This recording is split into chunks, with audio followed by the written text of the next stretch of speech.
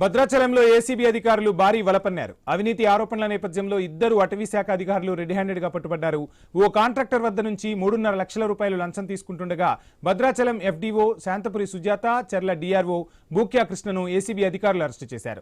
Road నిర్మాణ పనుల్లో చెట్లు నష్టపోయిన కేసు విషయంలో కేసులు లేకుండా చేయాలంటూ పెద్ద మొత్తంలో లంచం డిమాండ్ చేసినట్లు ఆరోపణలు గుప్పమన్నాయి. కాంట్రాక్టర్ ఫిర్యాదుతో రంగంలోకి దిగిన ఏసీబీ కార్యాలయంలోనే దాడులు నిర్వహించి ఇద్దరిని రెడ్ హ్యాండెడ్ గా పట్టుకుంది. ఇదే జిల్లాలో అటవీ శాఖలో వరుస అవినీతి కేసులు వెలుగులోకి రావడంతో ఈ శాఖలో అవినీతి ఏ స్థాయిలో ఉందన్న చర్చ జోరందుకుంది.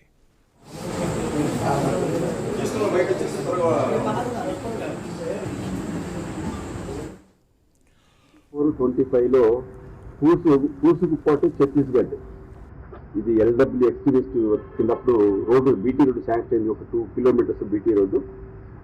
ఈ రోడ్డు శాంక్షన్ అయిన తర్వాత రోడ్డు కాంట్రాక్టర్ రోడ్డు వేశారు. అక్కడ ఆ రోడ్డు వేసే క్రమంలో కొన్ని ఫారెస్ట్ డిస్టర్బ్ అయిందని చెప్పేసి అతని మీద కేసు రిజిస్టర్ చేయకుండా, ఆ సదర్ కాంట్రాక్టర్ మీద కేసు రిజిస్టర్ చేయకుండా ఉండేందుకు, తర్వాత ఫర్దర్గా అతను ఎటువంటి ఇబ్బంది పెట్టకుండా ఉండేందుకు వీళ్ళు 10 lakhs రూపీస్ లంచం డిమాండ్ చేయడం జరిగింది.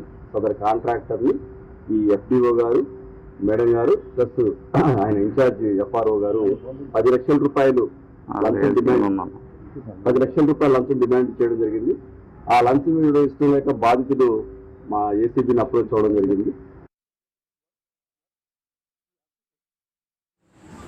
2024-25లో